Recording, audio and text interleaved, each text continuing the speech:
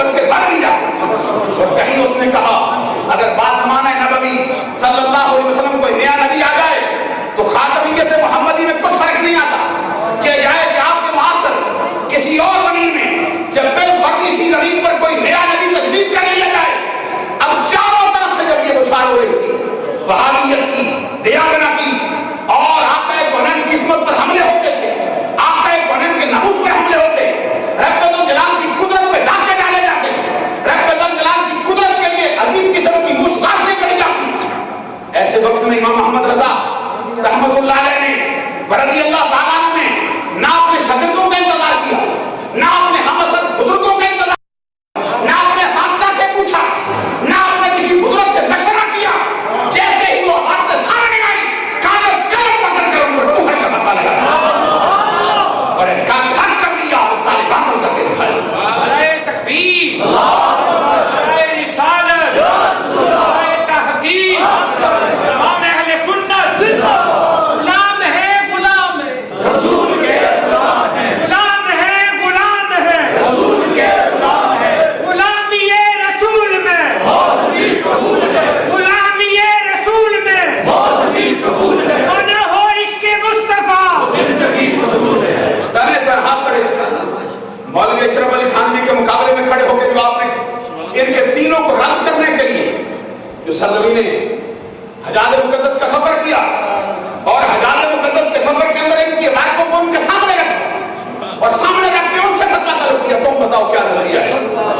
اب وہاں سرزمین حجاز مقدس کے 33 نہیں بلکہ 36 علماء نے امام اہل سنت امام محمد رضا رحمت اللہ علیہ کی آواز پر لبیک کہی اور ان پر متفقہ طور پر کفر کا فتویٰ لگایا اور فتوے لکھنے کے بعد آخر میں لکھا فمن اطلع على هذه العبارة فمن شك في كفره وعذابه فقد كفر. جو شخص ان کی عبارت سے اطلاع پائے اور اس کے قائل کو کافر نہ سمجھے, اس کے قائل کو دوسری نہ جانے, تو جس طرح کا یہ کافر ہے اس طرح کا وہ بھی کافر ہے.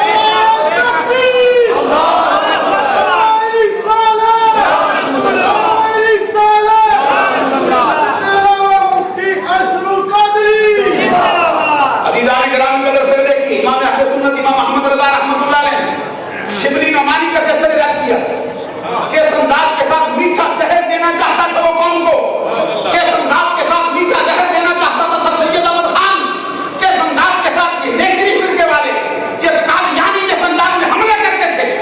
اب میں آپ کی خدمت عالیہ میں عرض کروں علماء وہابیہ کی کتابیں اٹھاؤ, علماء دیوبندیوں کی کتابیں اٹھاؤ. جب مرزا نے سر اٹھایا بڑے بڑے علماء ان کے بڑے بڑے مناظر بھی اس کے مریض ہونے کو تیار ہو گئے, بڑے بڑے لوگوں نے اس کی کتابوں میں تقریریں لکھی, اس کی کتابوں کو چوری کر کے اپنی کتابوں میں درج کیا اور اس کی موشگافیوں کو اپنی موشگافیوں بتایا. یہ اللہ کا بندہ جس پر رب الجلال کا خاص فضل تھا, جو مسلسل اپنے بزرگوں کے سیف سے چلتا تھا, جو شیخ عبدالحق محدث دہلوی کو بھی اپنا امام سمجھتا ہے, جو شیخ عبدالعزیز محدث دہلوی کو بھی اپنا امام سمجھتا ہے, امام ربانی مجدد الفسانی کو بھی اپنا امام سمجھتا ہے, امام سیوطی کو بھی اپنا امام سمجھتا ہے. ان سب کے فیض کے مجموعے سے جو مکھی لڑائی لڑنے والا اور ہر کسی کا گلا خما کرنے والا اور دین کی تحریک کرنے والا ایک ہمارا امام محمد رضا,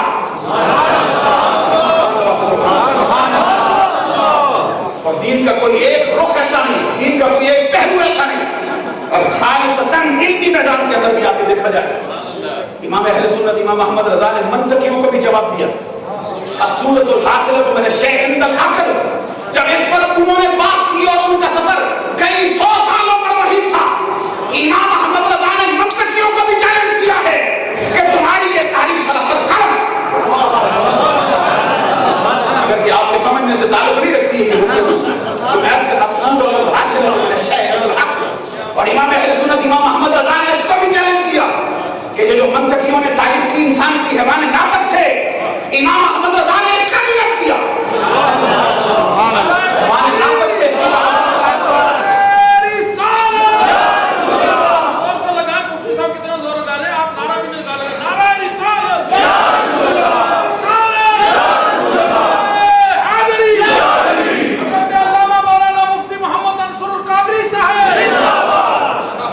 درجہ اجتہاد میں امام محمد رضا نے جو قدم رکھا, مجتہدین کے مدارس کو مجتہد فی الشرع، مجتہد فی المذہب، مجتہد فی المسائل۔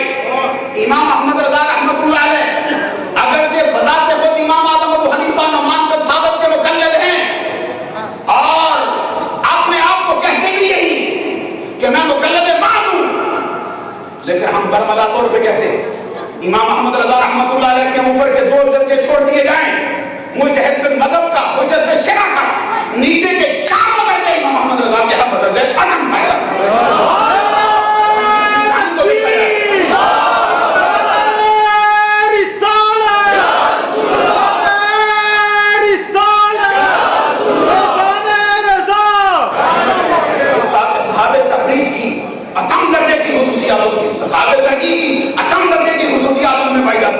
اور محدثین کا سفر اگر دیکھا جائے پھر جو ان کے 5 درجے، پہلا درجہ طالب کا، دوسرا محدث کا، تیسرا حافظ کا، چوتھا حجت کا، 5واں حاکم کا، میں کہتا ہوں اوپر والے 2-3 درجے چھوڑ کے نیچے دیکھا جائے امام احمد رضا حافظ الحدیث کے درجے میں کھڑا دکھائی دے رہا ہے۔ میدان فقہ میں تو اپنا ثانی رکھتا نہیں، میدان فقہ میں تو اپنا ثانی نہیں رکھتا۔ علیدان گرامی قدر میدان فقاہت کے اندر اگر امام احمد رضا کو دیکھا جائے تو جو اپنے وقت کے بڑے بڑے فقیہ تھے امام احمد رضا کی بارگاہ میں اپنے مسائل حل کروانے آئے۔ ریاضی کا میدان دیکھا جائے تو بڑی بڑی یونیورسٹیوں کے ریاضی دان جب اپنے مسائل میں اٹھے مشرق و مغرب کے ملکوں کا سفر کرنے کا ارادہ کریں، مسئلہ پھر بھی حل نہ ہو، امام احمد رضا اپنی اللہ تبارک و تعالیٰ کی خدا طاقت سے ایک ہی لمحے کے اندر سوچے ہوئے مسئلے کو حل کرے۔ ریاضی کا میدان ہو، سائنس کا میدان ہو، نجوم کا میدان ہو، کوئی ایک رخ ایسا نہیں جس پر امام احمد رضا نے کلام نہ کیا۔ اور بیک وقت کتنے علوم پر حاوی ہے، بعد میں لکھا ہے 50 علوم پر، بعد میں لکھا ہے 72 علوم پر حاوی۔ خود فرماتے ہیں کہ ان علوم کے اندر بعض تو ایسے ہیں جو میری ایجاد ہے، اور ایسے بھی ہے جن کی ایجاد مجھے بھی نہیں خدا۔ عزیزان گرامی قدر، وقت کی نزاکت کی وجہ سے میں تھوڑا سا گھبراتا ہوں اس مسئلے سے، کوئی مسئلہ چھوڑ لمبا نہ ہو جائے۔ آپ کی عقل کے اعتبار سے میں ایک بات عرض کرنا چاہتا ہوں، اور سرزمین ہندوستان کے واسیوں کے لیے، چونکہ ہماری زبان اردو ہے اور ہندوستان کی زبان اردو ہی اس وقت مروج ہو چکی تھی۔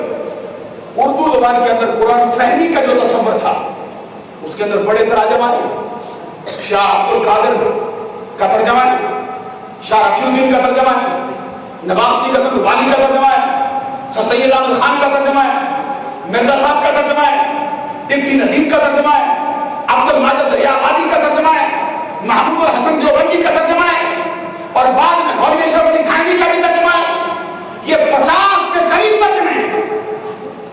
اب میں آپ کی خدمت عالیہ میں عرض کروں کہ امام احمد رضا نے ترجمہ کرنے کا صحیح انداز بتایا ہے سرزمین ہندوستان والوں، ایک دو مقامات پر نہیں، 20 مقامات پر امام احمد رضا رحمۃ اللہ علیہ کا یہ ترجمہ جو ہے یہ ترجموں میں سے ایسا نظر آتا ہے جیسے ستاروں کے ظلمت میں خود چودھری کا چاند۔ اور بعد میں آنے والوں نے اگر امام احمد رضا کی تقلید چھوڑی ہو، جو بھی بننا ہو، اگر اس نے تقلید چھوڑی تو وہ بھی منہ کے بل گرا ہے، میں اس کی نشاندہی بھی کر سکتا ہوں چونکہ سبحان اللہ کو میں دیتا یہ مولوی اشرف علی تھانوی کے ترجمے پر دیوبندیوں کو بڑا ناز ہے، مشہور ترجمہ اس کا، مریم ابنت عمران التی احسنت فرجہا، عمران کی بیٹی مریم جس نے اپنی شرمگاہ کی حفاظت کی۔ یہ مریم کے بارے میں، حضرت مریم جن کو رب نے مرد کے لفظ سے پاک رکھا، مرد کا لفظ نہیں ہوا زندگی میں، مرد کے نطفے سے پاک رکھا، ایام مخصوصہ سے پاک پیدا کیا، جبرائیل امین کو بھی ان کے ساتھ مس ہونے سے منع کیا جب انسانی شکل میں آیا۔ وہ مریم جس کو رب نے بیٹا دیا بغیر باپ کے، جس کا بیٹا اس کی گود میں بیٹھے بولے کہے انی عبداللہ آتانی الکتاب وجعلنی نبیا وجعلنی مبارکا اینما کنت واوصانی بالصلاۃ والزکاۃ ما دمت حیا۔ پہلے ان کا کلام عیسیٰ روح اللہ کا، میں اس کی تفصیل میں نہیں جا رہا، میں صرف بتانا چاہتا ہوں۔ اب جس خاتون کے لیے رب کہے مریم ابنت عمران التی احسنت فرجہا، ہمارے خلیفہ صاحب کہتے ہیں 250 بارہ، سبحان اللہ،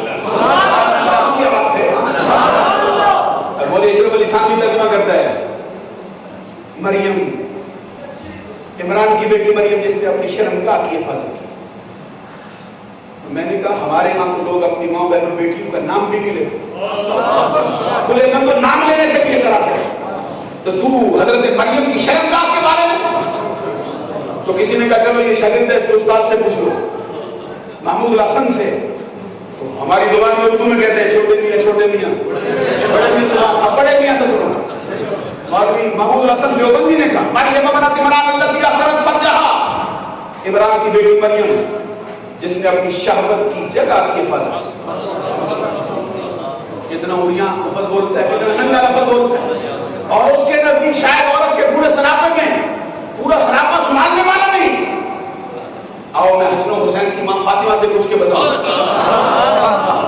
سید عالم ملکہ فردوس بری, نور چشم رحمت للعالمین, ہمارے آقا کے جگر کا ٹکڑا, عصمت کا در نہاں, عفت کا گنج کرام, شہزادی کون مقام. حضرت فاطمہ سے کسی نے پوچھا امی جان بتاؤ عورت کسے کہتے ہیں؟ فرماتی میری نظر میں عورت وہ ہے جس کے سراپے پر پوری زندگی غیر محرم کی نظر نہ پڑے. دوسرا رخ بھی بتایا, اور میں ایک رخ یہ, دوسرا رخ فرمائیے ہے جس کی نگاہوں نے پوری زندگی غیر محرم کو نہ دیکھا. حضرت سیدۃ النساء العالمین, حضرت خاتون جنت کی نظر میں وہ عورت ہے جس کے چہرے پر کبھی غیر محرم کی نظر نہ پڑے, جس کی نگاہوں میں غیر محرم کو دیکھا نہ ہو. تو ادھر دیکھو, ان سے کوئی شرمگاہ بتاتا ہے, کوئی شہوت کی جگہ بتاتا ہے. ایسے وقت میں ضرورت تھی کہ کوئی اس کی تحقیق کرتا, کوئی بتاتا کہ درست ترجمہ کیا ہے. پورا ہندوستان اردو بولنے والے خاموش تھے, اس لیے کہ یہ بڑے قداور لوگ تھے, ان کا حلقہ بڑا تھا, ان کی جماعت بڑی تھی, ان کے علم کا لوہا مانا جاتا تھا. پورے ہندوستان میں کوئی آواز نہیں اٹھی. ایسے وقت میں ایک ہی بولنے والا تھا, وہ کون؟ سنیوں کا امام عقیل علی خان کا لخت جگر, بریلی کا تاجدار, اکیلا تنے تنہا امام محمد رضا بولا, کے 12 بندہ وہ کرکتا رہا, برستا رہا. کہا آؤ میں بتاؤں اس کا معنی کیا ہے. اور سنو امام محمد رضا کا ترجمہ, مریم ابنت عمران التي احصنت فرجها, عمران کی پاکیزہ بیٹی مریم. آپ کے سینے میں ٹھنڈ پڑ جائے, آپ کی آنکھیں ٹھنڈی ہو جائیں. امام محمد رضا کا ترجمہ سنو, فرماتے ہیں عمران کی وہ پاکیزہ بیٹی مریم جس نے اپنی پارسائی کی حفاظت کی.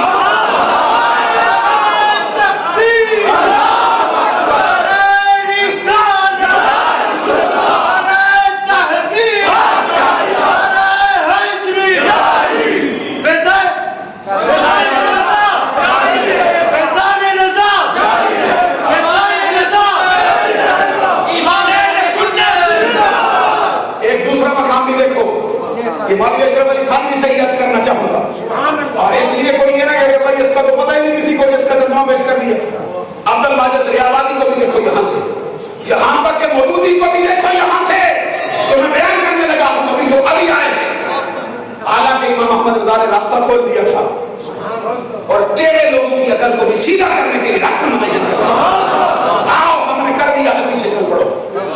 مولوی اشرف علی تھانوی کا ترجمہ اس مقام سے انا فتحنا لك فتحا مبینا لیغفر لك اللہ ما تقدم من ذنبك وما تأخر. اے نبی ہم نے تیرے لیے کھلی فتح کو کھول دیا, اور تیرے گناہ جو تو نے پہلے کیے وہ بھی بخشے, اور تیرے وہ گناہ جو تو بعد میں کرے گا وہ بھی بخشے. یہ نبی گناہ بھی کر دیا. اب نے کہا چلو محمود الحسن سے پوچھتے ہیں استاد صاحب سے, تو جواب پھر کیوں آیا چھوٹے میاں چھوٹے میاں. انہوں نے ترجمہ کر دیا نبی ہم نے تیرے لیے کھلی فتح کو کھول دیا, اور تیری خطائیں جو تو نے پہلے کی وہ بھی بخش, جو تو بعد میں کرے گا وہ بھی بخشیں گے. نبی کو گناہگار کہنے میں کوئی چوکتا نہیں, نبی کو خطا کار کہلانے میں کوئی چوکتا نہیں. حالانکہ اہل سنت کی عقائد کی کتابیں 8 کی 8 فقہ اکبر, شرح فقہ اکبر, نبراس, خیالی, آسیہ, اور یہ جو ہمارا شرح عقائد تکمیل الایمان, ساری تمہید پڑھ کے دیکھو, سب نے لکھا ان الانبیاء كلهم معصومون من الخطايا عن الصغيرة والكبيرة من قبل النبوة وبعد النبوة.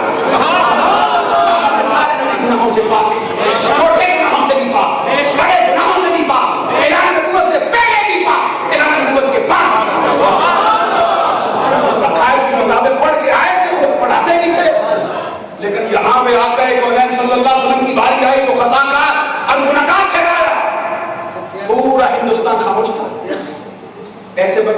اور ہوتا تو انتظار کرتا، اور میرے کندھے سے کندھا ملاؤ، کوئی نعرے لگانے والا ہو تو آگے نکلیں، کوئی میری تقریر میں اونچی آواز میں بولنے والا ہو تو بولے۔ امام احمد رضا پیچھے آنے والوں کا انتظار نہیں کرتا، اس لیے کہ بلا خوف و خطر آگ میں کودنے والا سبحان اللہ، حضرت ابراہیم علیہ السلام کے نقش قدم پہ چلنے والا امام احمد رضا جو احقاق حق کرنے میں، کفر و باطل کو چھانٹنے میں حضرت فاروق اعظم کا پر کو دکھائی دے رہا ہے۔ حضرت امام احمد رضا سے وقت میں بولے، فرمایا آؤ ہم معنی بتاتے ہیں کیا ہے، اور فرمایا صرف عقیدت محبت کی نظر سے نہیں، بھاگن نظری سے۔ توجہ ہے نا میری اس کو؟ اِنَّا فَتَحْنَا لَكَ فَتْحًا مُبِينًا لِيَغْفِرَ لَكَ اللَّهُ مَا تَقَدَّمَ مِن ذَنبِكَ وَمَا تَأَخَّرَ۔ معنی کرنے سے پہلے بتا بھی دیا، یہ ہمیں سمجھتا ہے لام صرف ایک ہی معنی کے لیے، لام بحر اختصاص و عاقبت علت قسم زائدہ انرام مراد افباد قول ہے بے ریا۔ اگر کسی بندے نے یہاں سے شہامت عمل پڑی ہوتی، یہ نام کے پورے معنی جانتا، ارے یہ نام بھی اس کو مستحق ہوتی، نام کے اس کو معنی آتے۔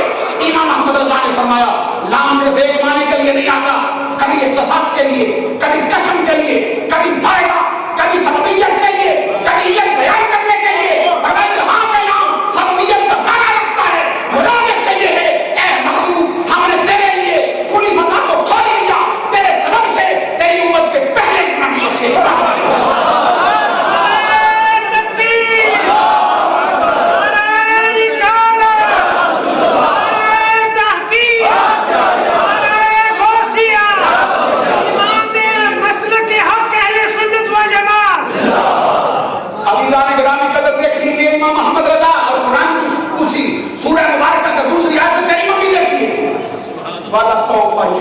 ربک فترضی۔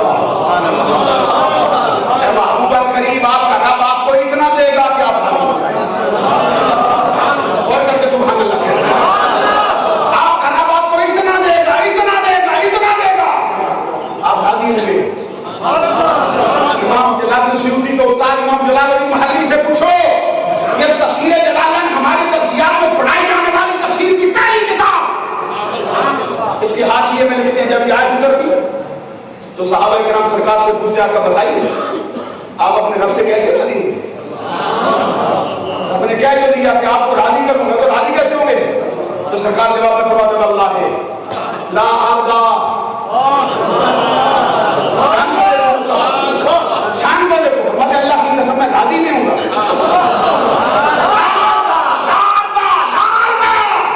دل چاہتا ہے اس کو پیش کرنا پڑوں گا، فرماتے میں نہیں راضی ہوں گا، نہیں راضی ہوں گا، تو باہر تم میں امتی سے نہ یہاں تک کہ میرا آخری امتی بھی جنت بنائے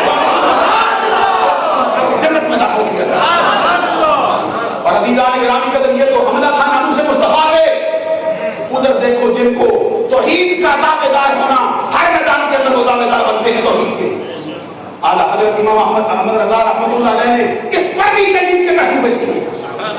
میں بہت مشکلات آپ کے علم کے اعتبار سے اور آپ کی عقل کے اعتبار سے نہیں پیش کر رہا، سادہ چیزیں جو آپ کے ذہن میں بیٹھ جائے۔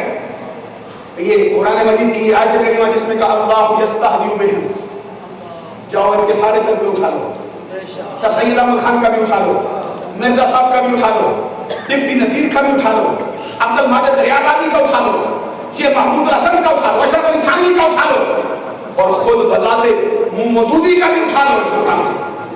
اللہ یستہزئ بہم کا ترجمہ کیا ہے اللہ ان سے ٹھٹھا کرتا ہے۔ ابھی غور نہیں کیا آپ نے، کسی نے کہا اللہ مذاق کرتا ہے، کسی نے کہا اللہ ان سے ہنسی کرتا ہے، کسی نے کہا اللہ ان سے مخول کرتا ہے، کسی نے کہا اللہ ان کو بناتا ہے۔ بناتا ہے نہیں سمجھتے ہو اردو میں، یہ اللہ کی شان بتائی جا رہی ہے۔ ہم نے کہا یہ اللہ کے بارے میں بولتے ہو، قرآن مجید سورہ بقرہ سے پڑھ کے دیکھو، قرآن بیان کرتا ہے وَإِذْ قَالَ مُوسَىٰ لِقَوْمِهِ إِنَّ اللَّهَ يَأْمُرُكُمْ أَن تَذْبَحُوا بَقَرَةً قَالُوا وَتَتَّخِذُنَا هُزُوًا قَالَ أَعُوذُ بِاللَّهِ أَن أَكُونَ مِنَ الْجَاهِلِينَ۔ قرآن میں اللہ بیان فرماتا ہے موسیٰ علیہ السلام نے اپنی قوم سے کہا اللہ تم حکم دیتا گائے ذبح کرو۔ اب یہ گائے ذبح کروانے کو حکم دیا نا جب وہ قتل کر دیا بندہ ہوا، تو حضرت موسیٰ علیہ السلام کی بارگاہ میں آگے بتاؤ قاتل کون ہے؟ تو ادھر پھر اللہ کا حکم آیا پھر سے وہ گائے ذبح کرو. تو جب وہ قاتل کا پتہ لگوانے کے اعتبار سے پوچھا تو کہا گائے ذبح کرو. ان کے ذہن میں یہ بات آئی کیسی بات ہے, قاتل کا معاملہ کہاں, قتل ہونے والا کہاں, اس کا پتہ کہاں, گائے کا ذبح کرنا کیسے؟ تو قوم جواب میں کیا کہتی اتتخذنا ہزوا, اے موسیٰ کہیں آپ ہم سے ٹھٹا تو نہیں کرتے؟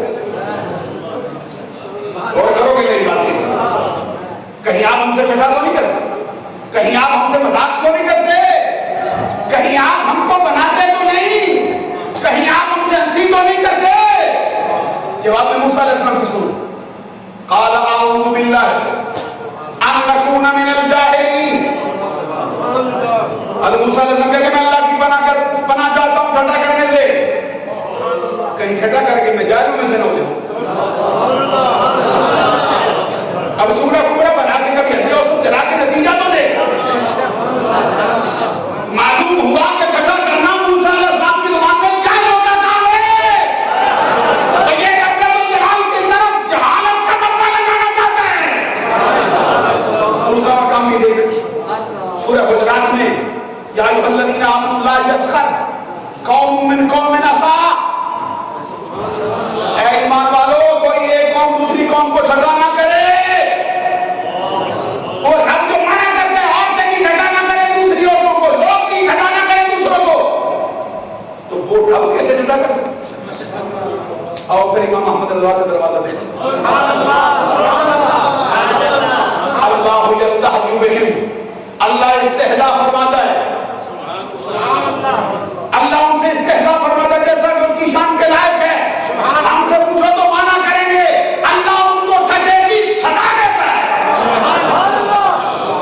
اور دیکھو چھوٹے سے چھوٹا بندہ جس کو ایمان کی پوری خبر بھی نہ ہوئی ہو, اجمالی طور پہ ایمان رکھتا ہو, تفصیل نہ جانتا ہو, اس سے بھی پوچھو اللہ تعالیٰ فلاں چیز پہ قادر ہے یا نہیں, تو وہ کہے گا کہ اللہ کی شان کی جو چیزیں لائق ہے اللہ اس پہ قادر ہے.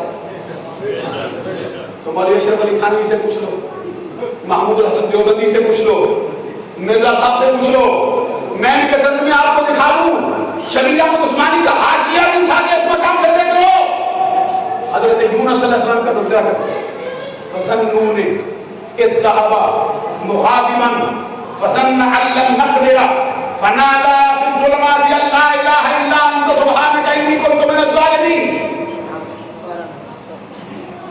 پارہ نمبر 17. سبحان اللہ. یہ خلیفہ صاحب لگتا ہے مجھے قرآن پڑھتے رہتے. ہمیں لوگ کہتے ہیں میں تمہارے پیر قرآن نہیں پڑھتے. دیکھ لو اس نے پڑھتے نہیں پڑھے تو سمجھ نہیں جاتے ہیں کہاں سے. ادھر سے حجرات سے پڑھے تو فوراً بولتے ہیں, بقرہ سے بولے تو تب بولتے ہیں. ہر روز خدا کی توفیق سے 5 پارے پڑھتا رہا. مرحبا. اب 5 پارے تم بھی کبھی پڑھو, اگرچہ میں حافظ اتنی نہیں سچی ہو جائے. خدا کا فضل. اور ہمارے شیخ, ہمارے سارے زمانے کے شیخ حضور غوث اعظم عبد القادر جیلانی فرماتے ہیں چار علم کے شعبے, شریعت ہے, طریقت ہے, معرفت ہے, حقیقت ہے. کہتے قرآن سب کا جامع ہے. قرآن سب کا جامع ہے. کہتے شریعت, معرفت, طریقت, حقیقت, اس پر کلام کی ہے سر الاسرار میں. آپ مجھے وارد یاد ہے پوری, لیکن موضوع میرا موضوع میں سے سمجھانا چاہتا ہوں. فرماتے قرآن سب کا جامع ہے. وہ شریعت پانا چاہے قرآن میں, طریقت پانا چاہے قرآن میں, سمجھائیں کیسے, توجہ تو کرو. معرفت پانا چاہے قرآن میں, حقیقت پانا چاہے قرآن میں. عزیزان گرامی قدر میں جو بات عرض کرتا, اس کا ترجمہ سن. مولوی صاحب ترجمہ کرتے ہیں, ان کے ساتھ ترجمہ کرتے ہیں. کیا کہتے ہیں؟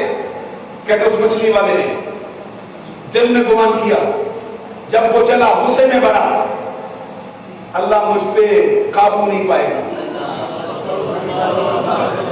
ایمان سے کہو, تم میں سے کسی کا یہ نظریہ اللہ قابو نہیں پا سکتا. کسی نے یہ ترجمہ کیا اللہ مجھ پہ قدرت نہیں رکھ سکتا.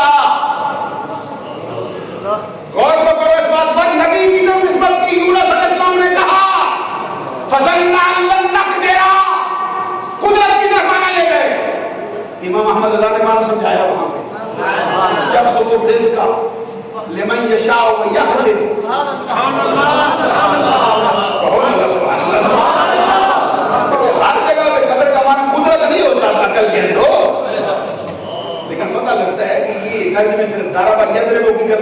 آتے, یہ اصول و فروع یاد کر لینے سے نہیں آتے, یہ آتے ہیں محمد عربی کے عشق میں ڈوبنے سے, آتے ہیں اس کے برگزیدہ چاہنے والوں کی غلامی میں ڈوبنے سے. اس مقام پر جب کسی نے قدرت مانا کیا, جب کسی نے قابو مانا کیا, جب کسی نے کنٹرول مانا کیا, امام احمد رضا فرماتے اور صاحب نون نے جب وہ چلا غصے میں مرا, دل میں گمان کیا اللہ مجھ پر تنگی نہیں کرے گا.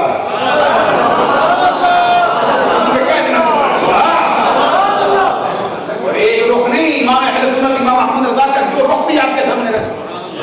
مولوی رشید احمد گنگوئی صاحب کی خدمت میں ایک فتویٰ آیا, بتائیے مرد و عورت حقوق زوجیت ادا کرنا چاہتے ہیں تو وہاں پہ کیا ہونا چاہیے ماحول کمرے کا؟ تو مولوی صاحب نے لکھا, رشید احمد گنگوئی صاحب نے, کہ وہاں پہ ہر ذی روح سے کمرہ خالی کرنا چاہیے, ہر ذی روح سے کمرہ خالی کرنا چاہیے. مرد و عورت میاں بیوی منقوہ حقوق زوجیت ادا کرنا چاہتے, شریعت کے ساتھ اس کا ماحول کیسا ہونا چاہیے؟ تو جواب دیتے ہیں کہ وہاں وہ کمرہ ہر ذی روح سے خالی ہونا چاہیے. امام احمد رضا کہتے ہیں مکھیوں سے بھی خالی ہونا چاہیے, مچھروں سے بھی خالی ہونا چاہیے. اللہ اللہ بڑی مزے کی بات آپ فرماتے ہیں. حضرت خلیفہ صاحب صدر قدر فرماتے خود بھی ذی روح ہے, آپ کو بھی نکلنا چاہیے. تو شیطان ہی پھر کرے سارا کام. اور پھر سنو, امام اہل سنت امام احمد رضا رحمۃ اللہ علیہ کے زمانہ ایک دس کے پہلا فتویٰ امام احمد رضا, یہ فتویٰ جو اب سنانے لگا ہوں, یہ کفر الفقیہ الفاحم فی احکام قرطاس الدراہم, کہ سب سے پہلے یہ کاغذ کا نوٹ کہ جائز ہونے کا فتویٰ جس نے دیا یہ امام احمد رضا. دیا کہاں پہ؟ ہندوستان میں نہیں, بریلی والوں کو نہیں, یو پی والوں, اتر پردیش والوں کو نہیں, احمد آباد والوں کو نہیں, پنجابیوں کو نہیں, جلندھر والوں کو نہیں, کراچی والوں, لاہور والوں کو نہیں, اپنے مریدوں کو نہیں. فتویٰ طلب کرنے والے ہزاروں مقدس کے مفتیان, ان کے بڑے بڑے علماء, محدث, فقیہ, سبحان اللہ, سب نے متفق کا سوال لکھا امام احمد رضا کے پاس. کاغذ کا نوٹ بنانا جائز, اس سے پہلے مولوی رشید احمد گنگوئی فتویٰ دے چکے تھے جائز نہیں, مولوی عبد الحی لکھنوی بھی فتویٰ دے چکے تھے جائز نہیں, بڑے بڑے علماء سوچتے رہے جائز نہیں. یہ امام احمد رضا جس نے سب سے پہلے فتویٰ دیا, انہوں نے یہاں پہ رکھا کہ کاغذ اس کے بدلے میں جتنی کاغذ کی قیمت ہو جائے, ایک کاغذ کے بدلے میں 100 روپیہ قیمت ہو جائے, 500 کیسے ہو سکتے ہو؟ امام احمد رضا رحمۃ اللہ علیہ نے فرمایا یہ قیمت کاغذ کی نہیں, یہ قیمت سرکاری موڑ کی ہے. اور فرمایا ہدایہ پڑھاتے رہتے ہو, ہدایہ پڑھاتے رہتے ہو, تم خطا القدیم سے اس کی تیاری بھی کرتے رہتے ہو پڑھانے کی, تو یہ تمہارے سامنے سے نہیں گزرا کہ کاغذ کا ایک ٹکڑا اگر سے چند ٹکڑوں کا بھی ہو, اگر اس کا مالک اس کو کئی افغان میں بیچنا چاہے تو جائز. یہ پہلا فتویٰ کفر الفقیہ الفاحم کے نام سے, فی احکام قرطاس الدراہم کے نام سے امام احمد رضا نے دیا. عزیزان گرامی قدر, الدولۃ المکیہ بالمادۃ الغیبیہ, آقا کونین کے علوم غیب پر جو آپ کی کتاب ہے, سرزمین حجاز مقدس میں 8.5 گھنٹوں کے اندر بخار کی ہر کتاب نے لکھی, اور بغیر کسی کتاب سے. حافظہ تو دیکھو نا, میرے ساتھ حضرت میرے شفیق ہم سفر حضرت مولانا قاری عبدالقیوم ملفت صاحب اور قاری تمثیلہ محمد شہید صاحب تشریف لائے ہیں. راستے مجھ سے پوچھتے تھے بھائی حافظے کا بھی کوئی حل بتاؤ, حافظہ کیسے تیز ہو سکتا؟ میں نے کہا حضرت نے بتایا. کہتے کیسے؟ میں نے کہا خوف خدا سے اور عشق مصطفیٰ سے. یہ خوف خدا سے ہوتا ہے, عشق مصطفیٰ سے ہوتا ہے. امام شافعی سے بھی کسی نے شکوہ کیا تھا تو آپ فرماتے چھوڑ شکوے, خوف خدا کرنے لگا آپ سے. اب بغیر کسی کتاب کو دیکھے امام احمد رضا نے سخت بخار کی حالت میں 8.5 گھنٹے کی مدت کے اندر یہ کتاب لکھی. اور کبھی پڑھ کے دیکھو, اس سے تیاری کر کے دیکھو. پھر علوم آقا کونین صلی اللہ علیہ وسلم کے علوم غیب خمسہ پر اعتراض کرنے والے بانتے دکھائی دے گیا. اور امام احمد رضا رحمۃ اللہ علیہ نے فقہ کے میدان کے اندر بھی تحریک کی, ہر شعبے کے اندر, سائنس کے میدان میں بھی تحریک پیش کی. یہ لاگرتھم کے اندر بھی آپ کا کلام موجود, جیومیٹری میں بھی آپ کا کلام موجود, یہ جفر کے اندر بھی آپ کا کلام موجود, کوئی تقسیم اور ریاضی پر بھی آپ کا کلام موجود. کوئی شعبہ ایسا نہیں جس پر امام محمد رضا نے قلم رکھی. ارضیات پہ فلکیات پہ بھی موجود. یہ جو آپ کے خلیفہ ہیں ظفر بن بہاری رحمۃ اللہ علیہ, آپ کی خدمت میں ایک بہت بڑے سید صاحب تشریف لائے جو یہ نقش مربع پر کرنے کے بڑے ماہر تھے. سمجھو ہے یہ 4 خانوں کا یہ نقش ہوتا ہے نا 16 خانوں میں, اس کو نقش مربع کہتے ہیں. 34 کے عدد کا کبھی بناتے ہیں تقسیم میں. عزیزان گرامی کا درجہ تشریف لائے نا سید صاحب, ان کو یہ نقش مربع پر کرنے کے اندر بڑی مہارت تھی اور بڑا ان کو اس پہ عروج, بڑا اس پہ فخر کرتے تھے, بڑا ناز کرتے تھے اس کا. تو آپ کے خلیفہ نے فرمایا کہ آپ کتنے طریقوں سے پر کر سکتے. انہوں نے اپنا سینہ تان کیا 16 طریقوں سے پر کر سکتے, اور آپ کو بھی ایک سیکھنے میں کئی دن لگ جائیں. کہہ دو سبحان اللہ. خلیفہ صاحب نے ضرور سیکھے ہوئے, بندہ کا چیز بھی سیکھے ہوئے, 16 سے زیادہ طریقے جانتا ہے. بریلی کے ماننے والے, اور ہمارے علماء کو اللہ کے فضل کرم سے یہ سارے طریقے یاد ہیں. اب جو میں بات کرنے لگا ہوں, حضرت بھی کہتے ہیں یاد ہے, نقش مربع بھی پر کر سکتے. اب انہوں نے شاہ سید صاحب نے فرمایا 16 طریقوں سے. تو آپ کے خلیفہ فرمانے لگے بس اتنے طریقے. کہتے پھر آپ کتنے طریقوں سے. کہتے 1352 طریقوں سے. میں 1352 طریقوں سے کر سکتا ہوں. اس نے کہا کس سے طریقہ. کہتے امام احمد رضا سے. کہتے وہ کتنے طریقوں سے. کہتے وہ 2300 سے اوپر طریقوں سے کر سکتا ہوں. یہ ہے ہمارا امام احمد رضا.